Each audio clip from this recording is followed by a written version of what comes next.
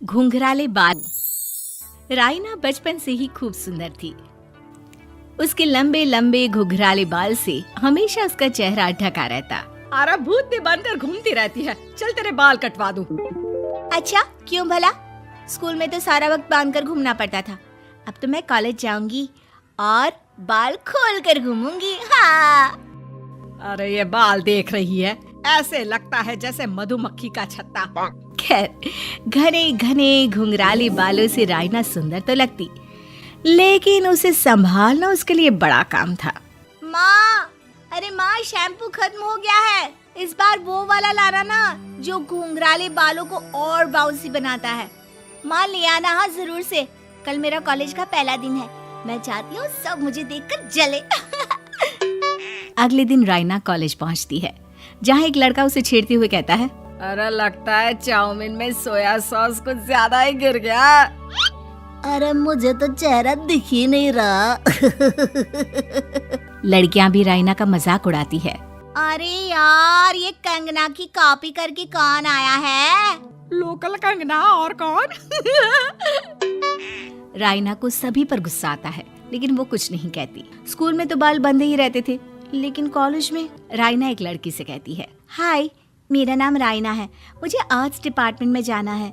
कहाँ से है रास्ता?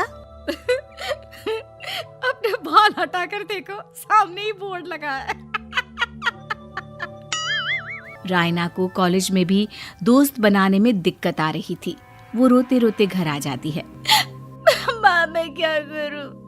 आज तो सारा दिन लोगों ने न जाने क्या क्या बोलकर मेरा मजाक ही बना कर रख दिया। माँ, प्लीज कुछ करो ना मेरे बालों का। मैंने तो पहले ही कहा था कटा दे, पर तू। अरे कटाने से क्या होगा, उल्टा जो थोड़े बांध कर ये इन्हें समेट सकती है ना, वो भी नहीं कर पाएगी। तो क्या मेरी कोई दोस्त नहीं बनेगी कॉलेज में, या मैं हमेशा लोगों के मजाक का ही शिकार होती रहूंगी?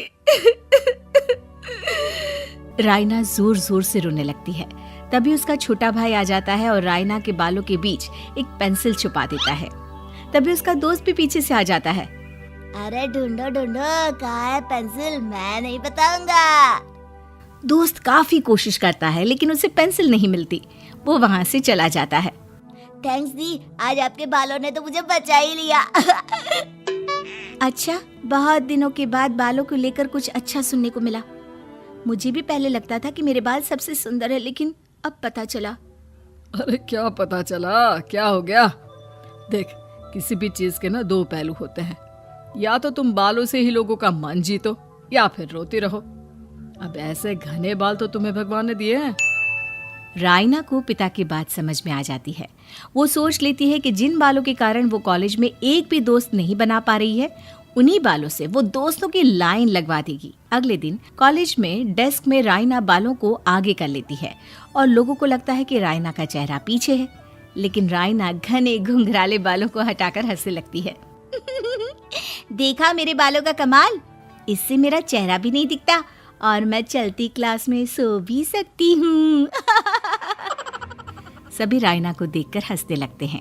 क्लास में परीक्षा चल रही होती है, तो राइना अपने बालों में चीटिंग के पेपर छुपा छुपा कर आसपास के बच्चों की मदद भी कर देती है, जिसके बाद से तो राइना क्लास की हीरोइन बन जाती है। वाह राइना, तेरे बाल तो बहुत कमाल के हैं। मैं तो इन्हीं के कारण पास हो गई। और पता है, मैं तो अपने काम का सामान राइना के बालों के बीच में ही फंसा देती हूँ। जैसे जैसे काम होता है वैसे वैसे इस्तेमाल करती हूँ। अब तो क्लास में हर कोई राइना के साथ बैठने की जिद करता। राइना में इसे लेकर घमंड आ जाता है। उसे लगता है कि वही क्लास की सबसे डिमांडिंग लड़की है। फिर एक दिन, मैं इस कॉलेज में नई नई आई हूँ, क्या आप मेरी दोस्त बनेंगी? मैं? ओह सॉरी, मैं इस क्लास की सबसे डिमांडिंग लड़की हूँ। हर कोई मेरे साथ ही रहना चाहता है। एक काम करो ना, वो पीछे की सीट दिख रही है, जाओ जाकर वहीं बैठ जाओ। लड़की को राइना की बात बहुत बुरी लगती है, लेकिन वो करती भी तो क्या, जाकर चुपचाप पीछे की सीट पर बैठ जाती है। तो आज का लेसन सबने याद किया है ना बराबर से? जितनी भी चीटिंग करने वाली लड़कियां थी, वो राइना के पीछे जाकर बैठ जाती है और जोर से चिल्लाती है, जी मैम, सब कुछ याद है, कहीं से भी पूछ लो, हम तो मास्टर हैं मास्टर। क्यों? ये बोलकर वो रायना के कंधे पर हाथ रख देती हैं। रायना भी खुश होती है कि कॉलेज की सबसे स्मार्ट लड़कियों का ग्रुप उसका दोस्त है। पीछे बैठी वो लड़की देखती है कि कैसे मैडम के सवाल लड़कियां रायना के सर को देखकर दे रही है। शाबाश, मुझे खुशी है कि तुम लोग इतनी अच्छी पढ़ाई करने लगी हो। मैं प्रिंसिपल से कहकर तुम लोगों की स्कॉलरशिप की बात करूंगी, जिससे तुम लोगों के माता पिता का पैसा जो फीस में लग रहा है वो बच जाए। सभी लड़कियां खुश हो जाती हैं। टीचर के जाने के बाद एक लड़की कहती है, गर्ल्स, अब हम लोग ना सिर्फ सबसे स्मार्ट बल्कि सबसे इंटेलिजेंट भी हो गए हैं। इसी बात पर आने वाले संडे को मेरे घर पर पार्टी, सबको आना है, ओके? सभी लड़कियां पार्टी के लिए एक्साइटेड हो जाती हैं। रायना भी। माँ, मेरे कॉलेज की सबसे स्मार्ट लड़की ने पार्टी रखी है संडे को। मैं भी वहाँ सबसे अच्छी दिखना चाहती हूँ, लेकिन ये बाल। घुंघराले बालों का तो कर भी क्या सकती है। तभी उन लोगों की नजर पार्लर के एक इश्तिहार पर पड़ती है जो 3000 रुपए में बाल स्ट्रेट कर रहा था। माँ, मुझे पैसे देना, मैं बाल सीधे करवा कर आती हूँ। संडे को पार्टी में सबसे अच्छी लगूंगी। बस फिर क्या था, अपने घुंघराले बालों को रायना पार्लर जाकर स्ट्रेट यानी कि सीधा करवा लेती है। और फिर पार्टी वाले दिन, हाय गर्ल्स, कैसी लग रही हूँ मैं? ओह नो, शिट, ये क्या करवा लिया बालों का हाल? और जिसके घर पार्टी थी वो लड़की, अरे ये क्या करवा लिया? तुम्हें मालूम नहीं है, जिस बालों में चीटिंग रखकर हम लोग टीचर के अगर इम्प्रेशन जमाते थे, उन बालों को तुमने। अरे हमें तो स्कॉलरशिप भी मिलने वाला था, अब तुमने बाल सीधे करवा लिए। अब तुम हम लोगों के लिए किसी काम की नहीं हो। अरे लेकिन हम दोस्त तो है ना, क्या मैं अच्छी नहीं लग रही हूँ?